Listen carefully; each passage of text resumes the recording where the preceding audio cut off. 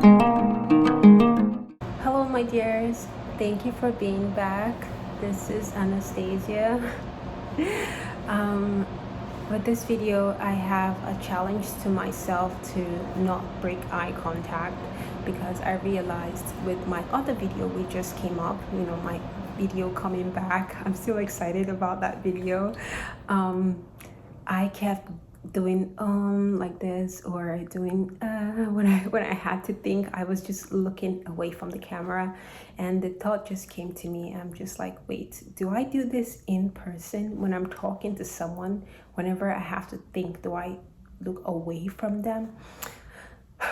So it was just like another realization. So I'm going to work on that. And again, YouTube being the best commitment buddy, I'm going to practice a lot.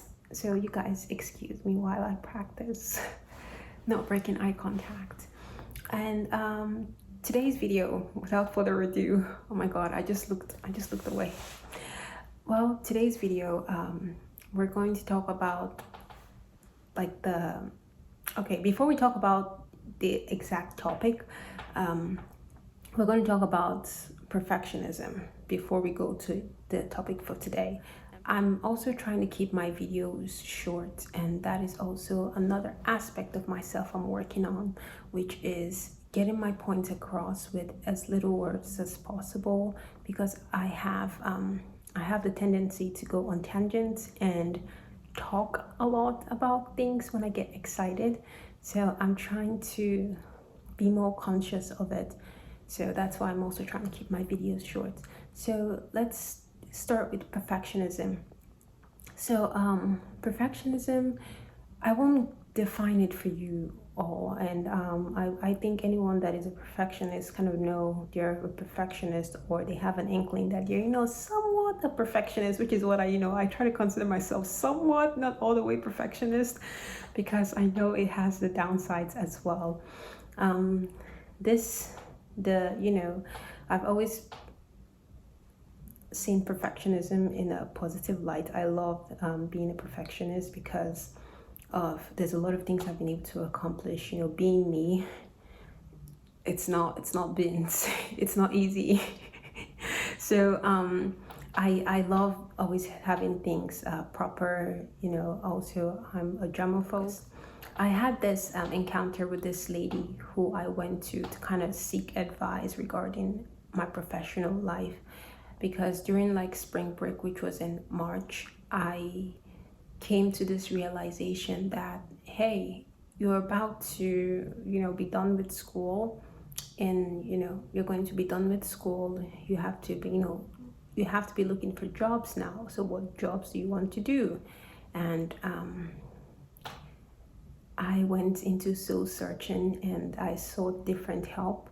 But this lady, when I spoke to her in length about how I feel, what I want, what I don't want, how I've been approaching things, she kind of stopped me and she kind of stopped me and asked, are you a perfectionist? First, I was taken aback. I'm just like, ma'am, what did I say to tip you off? I wasn't talking about, getting things in order. I wasn't saying, I don't know. I was so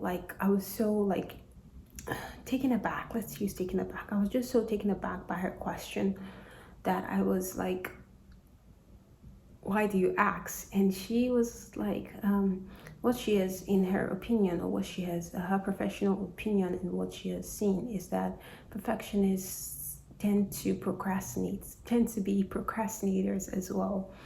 And she explained it beautifully to me, and it all just made sense.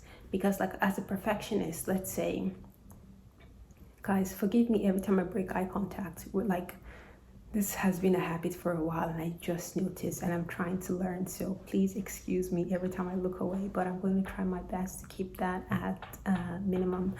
So a scenario, let's say I'm a perfectionist and I want to travel. So I have to get all my ducks in a row. So I have to, let's say for this trip, I need a car.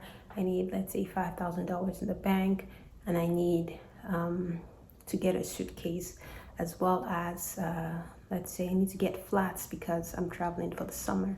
So as a perfectionist, if I don't have the exact $5,000 in the bank, or if I have like if I'm not able to find the exact sandals that I had in my head, because I'm like, I have to get the right one now, because if I just get any one just for this trip, that would be a waste of money and I don't want to get it. So I will kind of push the trip back because I want to get the perfect sandals that I had in my mind. I'm not just going to go for anything. I'm like, I have this all planned out. This is going to work perfect for the trip. I already have the, the pictures envisioned in my mind. So it has to be what I have in my mind. Let's say I don't have enough money in the bank, so it's not $5,000 on this, on like the dot. That trip is going to wait until we have ample money, sufficient money in the bank to go. And this entire time, it's good to have, all of these plans, which is, it's marvelous, because then your control is the topic for today, because you're in control of the situation and you know that you've done adequate preparation and everything should go smoothly. But the thing that I didn't notice is that this kind of pushes things, whatever I want, it just pushes it to a future. And the thing that one of the quite amazing thing that I heard was that the future is always in front. So the future is always in front of you. So you're never going to get to the future if you don't start living for today. And today eventually becomes the future eventually becomes today. But if I'm still looking at the future, I don't get to live today. So that just pushes everything that I want to sometime we'll do it, we'll get to it when everything is perfect. And also another point is that nothing ever goes exactly to the T as planned. Like, things come up, life happens, and in that time I'm just scrambling. I'm just like, I made the plan was perfect. Like, why is things going wrong? Like, I spent so much on this, like why? Like, I spent so much time on this, and that adds another layer of stress. And that my conversation with that lady just made me take a step back, and I'm just like, okay, well, we have to evaluate these things, and I have to catch myself when I'm pushing things, procrastinating on things, because I want everything to be, I have to have done this, that, and that to do that. I'm working on that, and still a work in progress. But perfectionism, now to the topic, control. I just realized I am at 9-minute mark, so control will have to be a topic for the next video. But thank you so much for watching up until this point, if you did, and I hope you watched my coming back video. Every time I think of that video, I'm just so excited. Let me know how I did with my eye contact with the camera, and if you guys are working on things like that, I think it's a beautiful thing to just take some time out to take notice of why you do things. Like, why do you do things?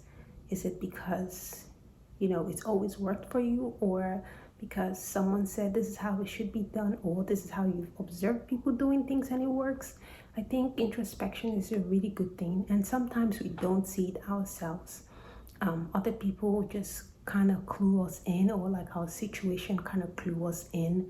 But I think it's a very good thing to be in touch with yourself, and I'm trying to be, I'm trying to do that a lot with myself. And I wish you guys a wonderful self-exploration, and subscribe to the channel if you haven't already, and comment any advice on ways to keep people from procrastinating. And if you also have topics you would like me to cover in the future, let me know as well. I love reading comments, and I love engaging. I love talking too. But yeah, that's where we'll end the video. Take care. Bye. What was the biggest lie you were told? It's not that simple. Why not? No, that's the biggest lie I was ever told. It's not that simple. And it's a lie they tell you over and over again. It's how they get you to give up. So what's the truth? That it is. That if you just do the thing that they tell you you can't, then it's done. And you realize it is that simple.